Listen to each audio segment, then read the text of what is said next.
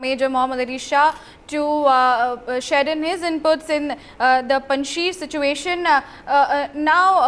Major Shah, the situation in Panjshir remains tense, wherein reports have suggested that nearly 9,000 fighters, including the members of local militias and personals of the disbanded Afghan Defence Forces, are rallying, behind Ahmad Massoud and, of course, Amrullah Saleh. So, what is your opinion and your thoughts on that? I think Ahmad Mansoor and Abdullah Saleh are putting up a very, very good fight with Taliban, and they are resisting the entire Taliban movement. And Ahmad Shah Massoud, why not so? He was the tiger of Panjshir, and Panjshir, which is named after the Pandavas from Mahabharata who had gone there in search of moksha, and Gandhari was from Kandahar, in fact. So they definitely, which is Panjshir is just 150 kilometers from Kabul, and I have a fear they will see. Ahmad Mansoor had just said 2 days back that he does not, his troops are very well equipped and prepared to fight the Taliban, but they do not want a war-like situation. They do not want much of bloodshed over there, which means they were open to negotiation. The Taliban should be open to dialogue and to be open to negotiation, because the Northern Alliance, if they want, they can put up, they can give a very, very difficult time to Taliban, in fact. And why if you think logically, if Taliban could take control of Kabul so easily, that was so easy, cakewalk. Why is it they're struggling with Panjshir? Panjshir is the only place they haven't far from getting a hold. Because, of course, Abdullah Saleh, who declared himself as the president as per the constitution of Afghanistan, and Ahmad Massoud, they are putting up a very good fight, and I think I have a feeling that they will succeed. They will actually give a very, very tough fight to Taliban, which is backed by Pakistan, of course, and they are. I commend their efforts, in fact, and I feel they will emerge victorious. All right. Major Shah, on a tense day around Panjshir Valley, when the resistance forces stalled probes by Taliban fighters, reports are also saying that the spokesman of the Taliban have called for peace was being followed up with a delegation that will meet Ahmad Massoud. Now, Taliban trying to now meet Ahmad Massoud. Now, they are saying that there will be some peace talks. How far do you think this is going to be a success?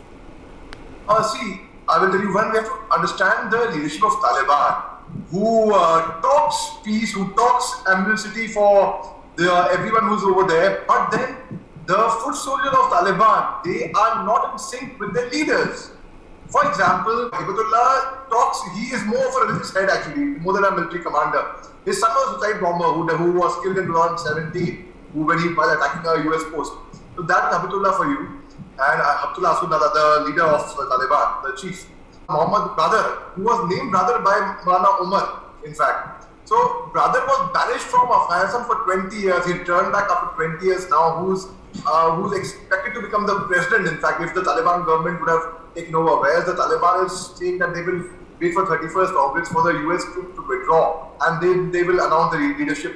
Taliban has also offered, they are in talks with the president who ran away from Afghanistan, Ashraf Ghani, who ran away with a lot of money, so they say.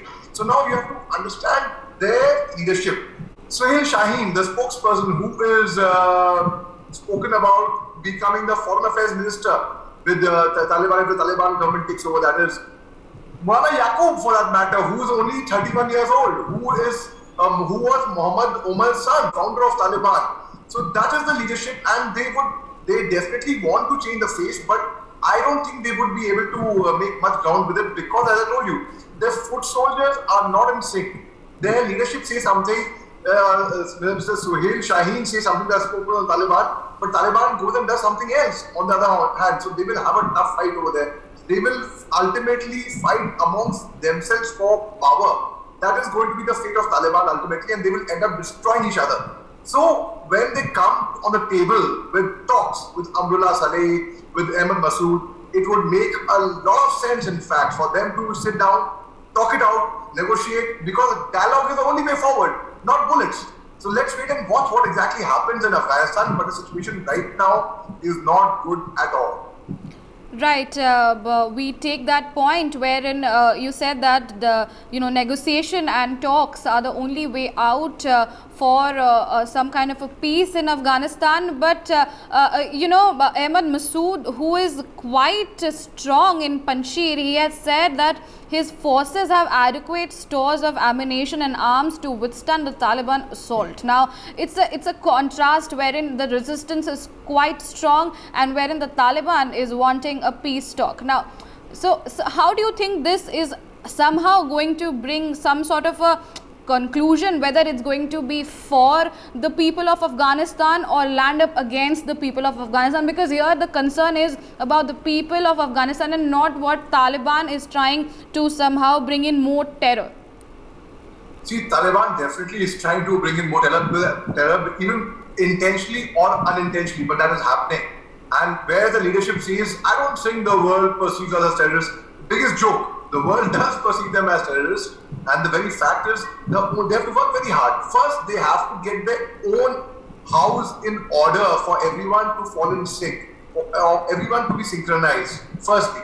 Secondly, as Karl Marx once said, if you want peace, you must work and strive for peace and work and make preparation for peace as hard as you would make preparations for war. So similarly, so I think Ahmad Shah Masood's son, in fact, he is making all efforts to have peace and a dialogue with them because his forces can give a bloody nose to Taliban. They are well equipped, they have everything going for them.